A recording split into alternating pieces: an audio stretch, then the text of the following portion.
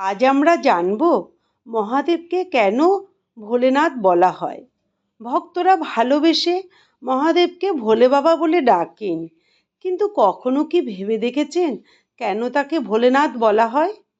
একদিন এক শিষ্য তার গুরুকে এই একই প্রশ্ন করেছিল।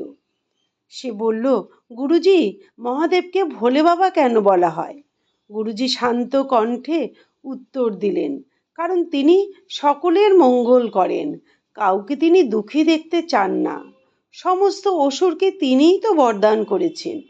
কিন্তু এই উত্তরটা শিষ্যের মনে যেন তৃপ্তি এলো না। সে অনুভব করলো এই উত্তরের ভেতরে আছে আরো গভীর কিছু। গুরুজি শিষ্যের মুখ দেখে মৃদু হেসে বললেন, আচ্ছা, তোমাকে একটা গল্প বলি, সেই গল্পের মধ্যেই তোমার উত্তর লুকিয়ে আছে। রামু ও ঘনশ্যামের গল্প। কিছু বছর আগে এক গ্রামে রামু নামে এক ভক্ত বাস করত। সে ছিল মহাদেবের পরম ভক্ত। প্রতিদিন সন্ধেবেলা সে শিব মন্দিরে যেত, একটি করে ঘিয়ের প্রদীপ জ্বালাতো, মাথা নত করে প্রার্থনা করত, তারপর শান্ত মনে বাড়ি ফিরে আসতো। ঝড় বৃষ্টি, অসুস্থতা, কাজের চাপ, কোনো কিছুই তার এই নিয়মকে ভাঙতে পারিনি। তার বিশ্বাস ছিল যতদিন প্রাণ আছে ততদিন ভোলে বাবার সামনে এই প্রদীপ জ্বলবেই। কিন্তু সেই একই গ্রামে ঘনশ্যাম নামেও এক ব্যক্তি ছিল। সে ছিল সম্পূর্ণ বিপরীত স্বভাবের।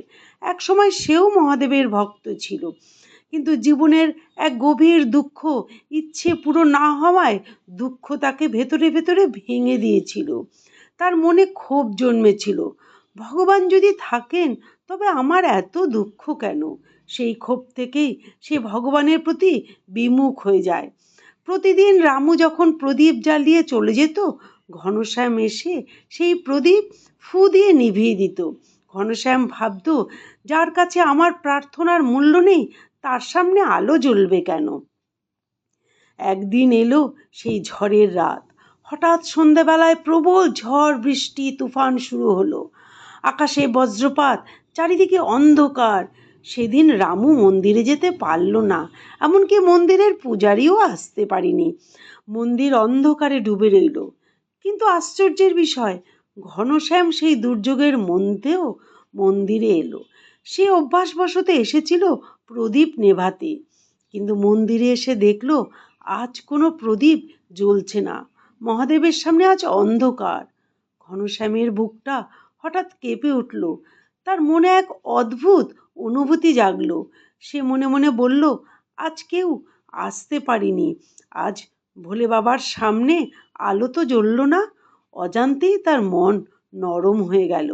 সে নিজের হাতেই একটি ঘিয়ের প্রদীপ জ্বালালো আর মহাদেবের সামনে রেখে দিল। ঘনশ্যাম নাস্তিক হলো ক্রোধবশত সে দিনে যতবার মহাদেবের নাম স্মরণ করত, আস্তিক রামু কিন্তু ততবার মহাদেবের নাম মনে করত না।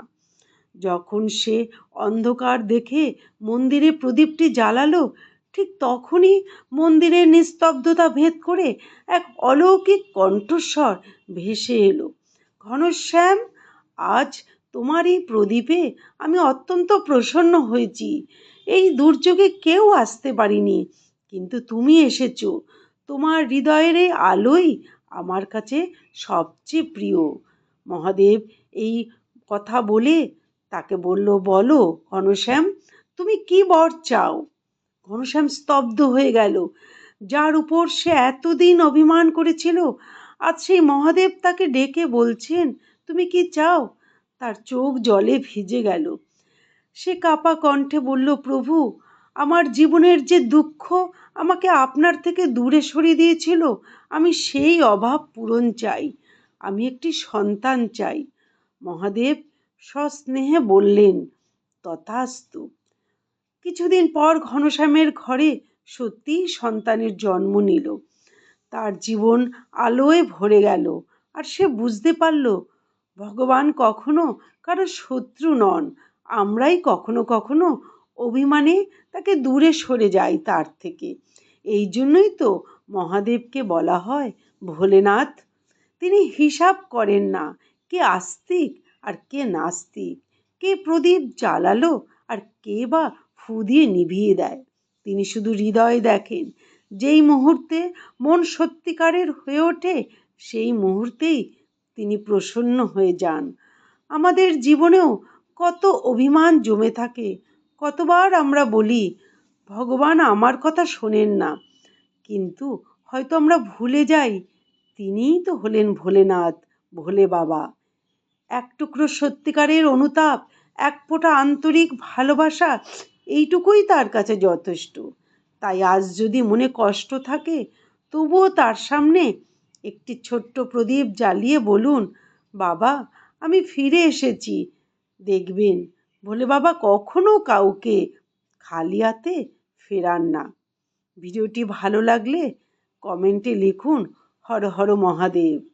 জয় শ্রীকৃষ্ণ। পাশে থাকবেন কৃষ্ণপ্রেম চ্যানেলের সঙ্গে থাকুন। নমস্কার।